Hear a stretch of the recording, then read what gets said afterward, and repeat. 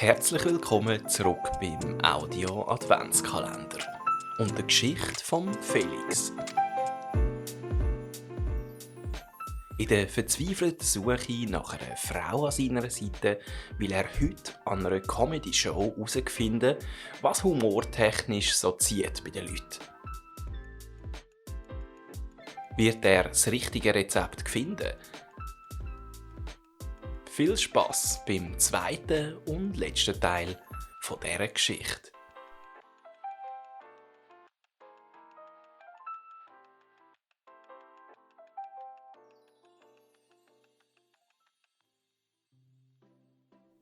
Wo der Felix den Club betritt, nimmt es ihm das erste Mal die Sicht. Der Felix hat nämlich eine kleine Sehschwäche und trägt darum ab und zu eine Brille. Durch den drastischen Temperaturunterschied beschlägt es an der Hornbrille vom Felix nämlich schlagartig die Gläser. Kleiner Side-Fact am Rand. Die Hornbrille hat der Felix damals übrigens gewählt, weil er gemeint hat, die Fassung sei aus Kuhhörnern gemacht. Er fände es schade, dass den meisten Kühen die Hörner entfernt würden. Auf diese Art kämen die wenigstens nochmal ein zweites Leben über. Recycling oder doch in einer Upcycling. Immer die Begriff. So verwirrend. Aber egal, zurück zu der Geschichte. Während es draussen mit Minusgrad eisig kalt war, haben im Club fast schon tropische Verhältnisse geherrscht.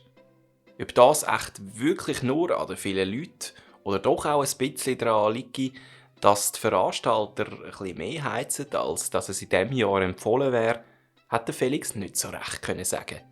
Und wo er jetzt genau anlaufe, das hat er wegen der Brüllensituation auch nicht mehr so ganz gewusst. Als er sich das Knie anschlägt, stolpert der Felix dazu auch noch. Er braucht ein Zeitchen, um zu realisieren, wo er gelandet ist. Als der Felix mit dem Ärmel von seinem Pulli die Brillengläser putzt, sieht er erst, dass ihm etwa 100 Leute entgegenschauen, das erste Mal lachen und applaudieren. Der Felix ist tatsächlich auf der Bühne gelandet. Als er am Publikum schüch erklärt, er suche eigentlich die Bar, lacht die Menge bereits wieder. Der Felix versteht die Welt nicht mehr. Er setzt sich die Brille wieder auf und sagt ganz trocken, dass das sein Ernst sei. Und schon wieder lacht das Publikum. Aus der Menge raus hört er plötzlich Sätze wie «Grandios, der Typ», «So wunderbar trocken» oder «Geniale Kunstfigur». So richtig wohl hat er sich auf dieser Bühne einfach nicht gefühlt. Aber jeder Versuch, von dort runterzugehen, ist vom Publikum mit der Bitte, noch ein bisschen länger zu machen, abgeschmettert worden. Der Felix ist wirklich nicht mehr rausgekommen. Eigentlich sei er doch da angekommen, um sich unterhalten zu lassen und etwas lernen.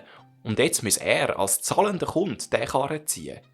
Dann werde er sich vor dem Heimgehen wenigstens beschweren und einen Teil vom Ticketpreis zurückfordern. Diese Gedanken hat er gerade laut geäussert, weil, ja, was soll er sonst erzählen? Er sei ja schliesslich kein Comedian und wüsste nicht, was lustig sei.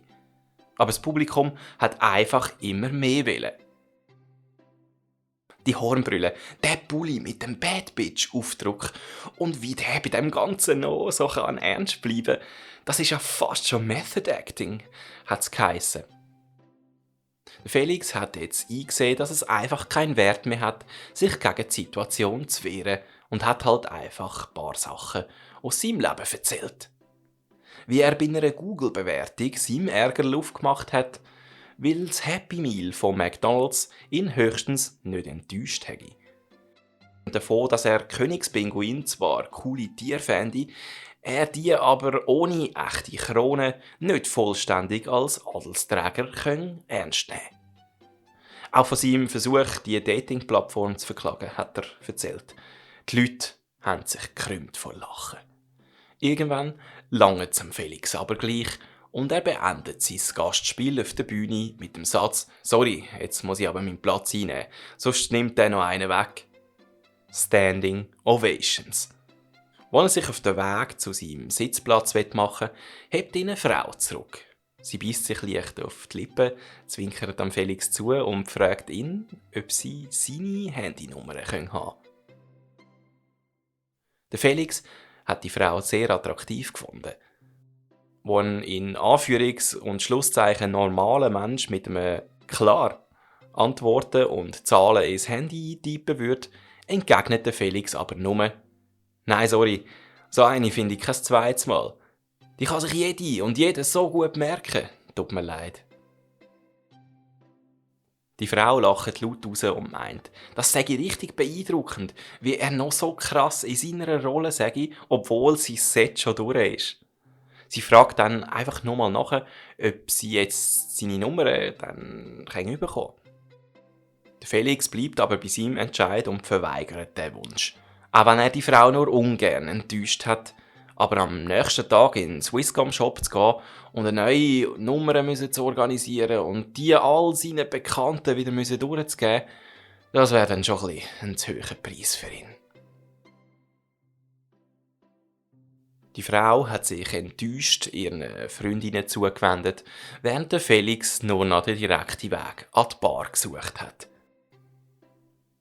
An der Bar sieht er nur mal eine Frau stehen. Sie hat Trainerhosen getragen mit der Aufschrift «Juicy» auf der Rückseite. Sie lächelt den Felix an. Diese Frau gefällt ihm. Bei ihr will er es besser machen als bei der letzten.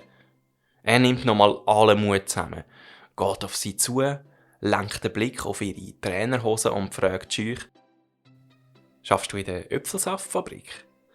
Sie lächelt, schaut auf seinen Pulli mit der Aufschrift «Bad Bitch» und meint: «Ja, und du gehst in dem Fall gerne Wellnessen?» Soll noch schön sein, das Bad Bitch. Selber bin ich aber noch nie dort gewesen.